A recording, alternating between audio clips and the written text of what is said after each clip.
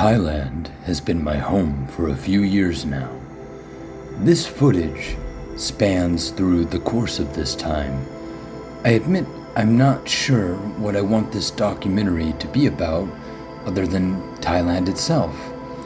I guess the best approach would be to talk about its complex spirituality, rich culture, and fascinating ebbs and flows, the makeup of what this place is, and telling it in the best fashion that I can muster from my own experience. Simple as that. I guess that's where we start.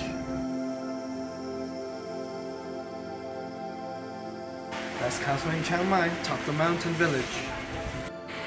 Thank you so much. ข้าวสวยอร่อยมาก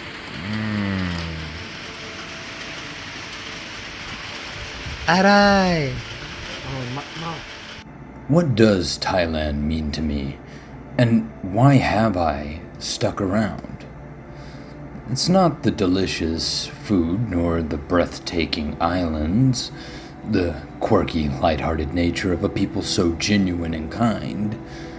For me, I think it was the equal mixture of far-out experiences, mixed with youthful debauchery. We're aiming for honesty, right?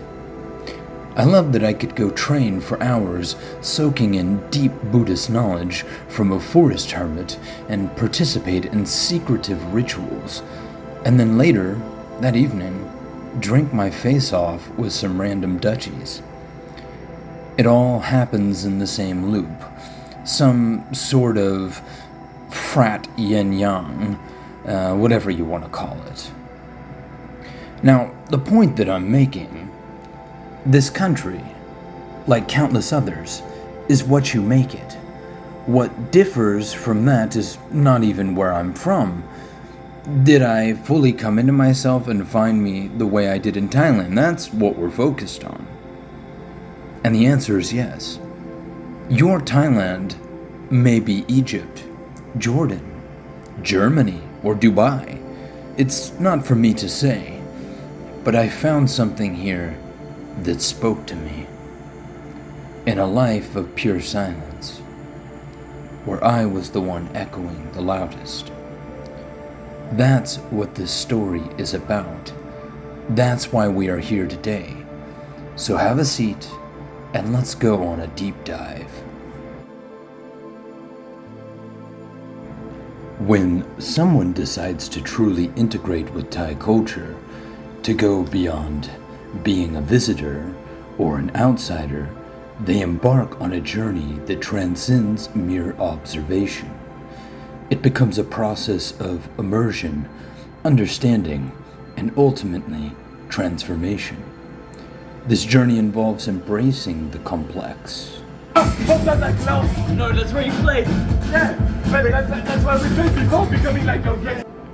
Sometimes a paradoxical blend of spirituality, societal values, and everyday life that is so deeply embedded in the Thai way of living. skewers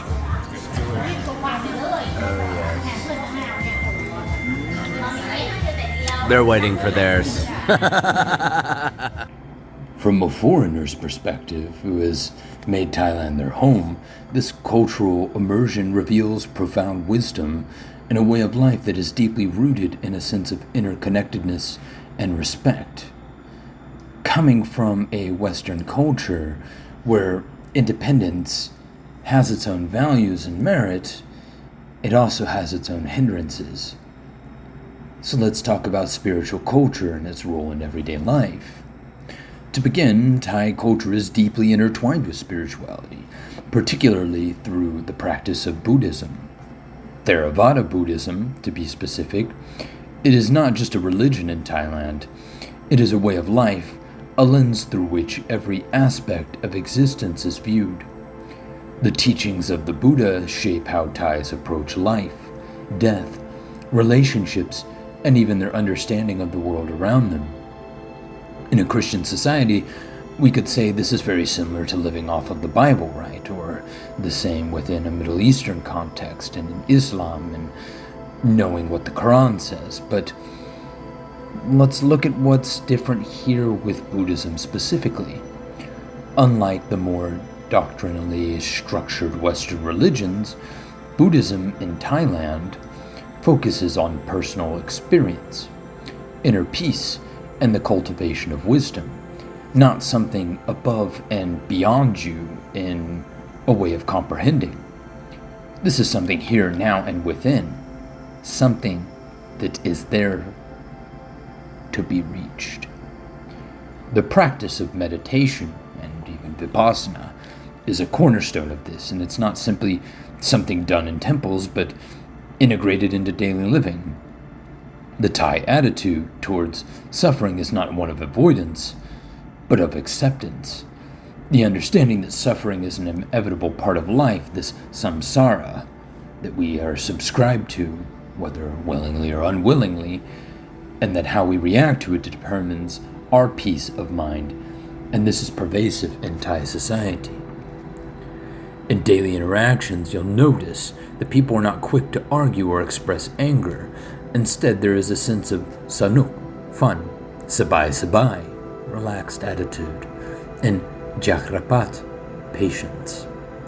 These concepts reflect a deep spiritual understanding that life's challenges are to be dealt with in a more calm manner, with an emphasis on peace and equanimity, the respect for the elderly, the importance of family, and the pervasive practice of ritual and prayer, such as the offering of food to monks, giving alms, or the regular lighting of incense in homes and temples, taking care of the local sampakum.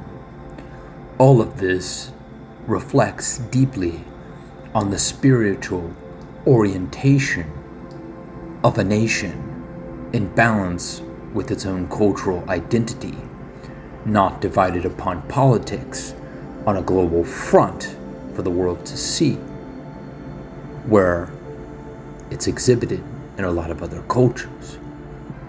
One of the more subtle aspects of Thai spirituality is the concept of krengjai, a sense of deference or avoiding conflict, saving face. It has its pros and cons to it, which sometimes can be mistaken by outsiders as passivity or even stupidity, but this is more of a humble beseeching, a wanting to get things right without asking 2 times, and the concept of it's better to ask for forgiveness than to ask for permission. But to the Thais, Krengjai is a manifestation of respect for the interconnectedness of individuals. The goal is to maintain social harmony, and there is always an emphasis on face, preserving the dignity of oneself and, by extension, others.